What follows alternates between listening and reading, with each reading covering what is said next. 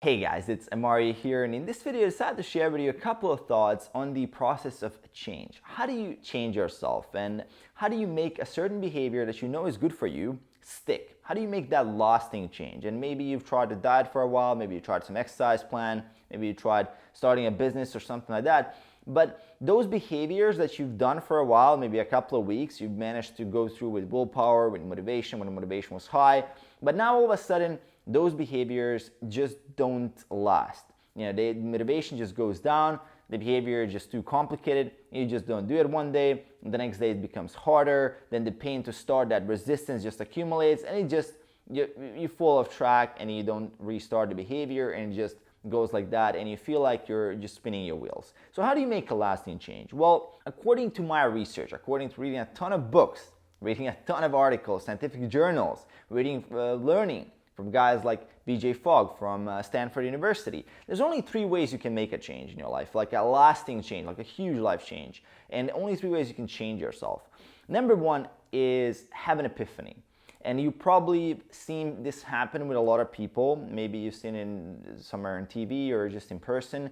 Maybe motivated by a certain negative or a positive event in life, people just have an epiphany and they instantly started taking care of themselves. Let's say someone has to go to a dentist and they have to do some kind of complicated surgery, and that kind of negative event motivated them, and now they're taking care of their teeth a little bit better. They're more regular in the dentist checkups and they're doing these flossing habits and all these things.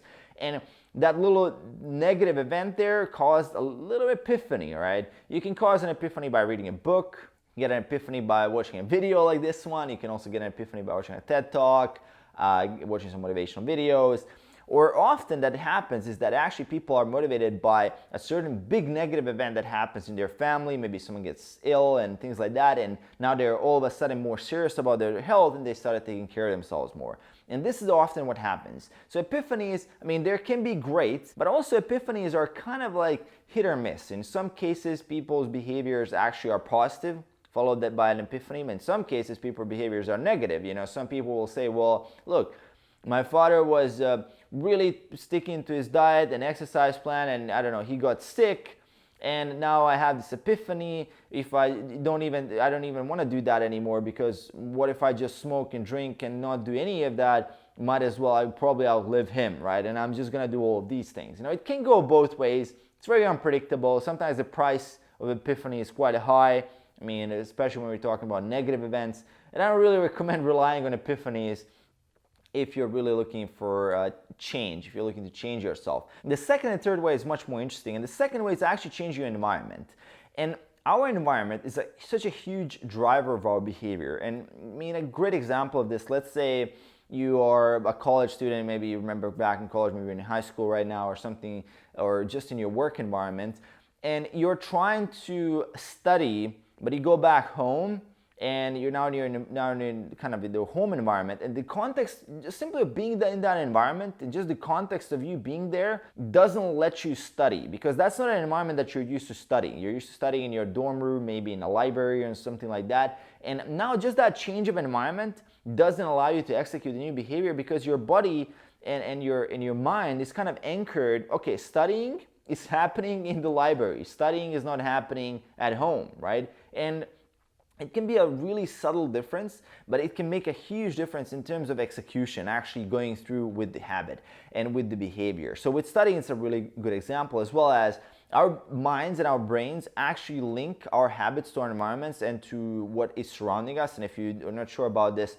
next time you go to travel, try to time how long your morning rituals take. When you go to a new place, when you go to a hotel, even brushing your teeth and doing all those little things in the morning probably take twice as long compared to in your house, where you already know where all the stuff is, and you just, without even thinking, you can just execute your morning ritual that takes about 10 minutes, while when you're in a hotel room, now all of a sudden, I don't know, the toilet's in a different position, the toothbrush is somewhere else, like you can't find how to adjust the shower properly, it takes a little bit longer. Everything is just taking a little bit longer. It's no longer automated, now it actually takes effort, right? Changing your environment is a really, really powerful thing, and a great example for, let's say I go into your house right now, and people always say, I want to watch less TV, And if I go into your house right now, if I see that all the chairs and sofas and everything in the living room is pointing toward a huge LCD TV, what does that behavior, what does that environment tell me? What kind of behavior can I do in that environment? Of course, I'm going to watch more TV because everything is designed for me to watch the TV.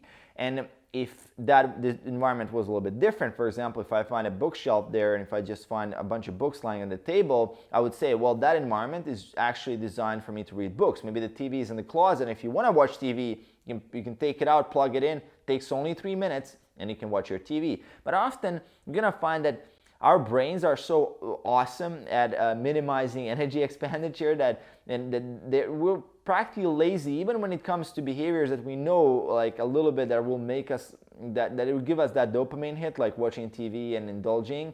We're still not going to go through that 2-3 minutes of kind of resistance that it takes for us to go to the closet, take the TV out, plug it in, get all the cables and all of that. So often, I mean, just getting the TV out of there into the closet and putting just a bunch of books there, it will make you read more and watch TV less. And there's some research and we cut down watching TV by 50% just by doing this, right? So things like that can make a huge difference, right? You can just simply adjust your environment a little bit, and if, let's say you want to, simple thing is like, let's say you want to sit down less, and now you just buy a standing desk. Now you're standing when you're working and when you're watching a laptop, when you're doing things. Things like you award yourself for, let's say you want to watch your TV show, but you make an if-then. So if I'm going to watch the TV show, I'm going to do it while I'm standing, or I'm going to do it on a treadmill desk, or I'm doing it on a treadmill in general, right? So it's a really powerful way of, you can design your environment in so many different ways that will actually improve good behavior. You know, as they say, you know, you can't eat that ice cream if that is not in the fridge. You know, if the ice cream is not there, how are you gonna eat the ice cream in the middle of the night when you get a craving? You won't. You won't gonna get a piece of fruit because your brain is gonna be too lazy to drive 10 minutes outside of the city to a shop and buy wherever you live. Maybe it's closer for you. But even getting out of the house is gonna be a little bit difficult. Whether you're in your slippers, when you're searching for that food, if you're not gonna find it, you're not gonna indulge. And that's a very, very simple way how the environment can influence. So changing your environment is actually super, super powerful. And I would say that so far, I've not seen anybody who can actually make a successful life change for better in a bad environment,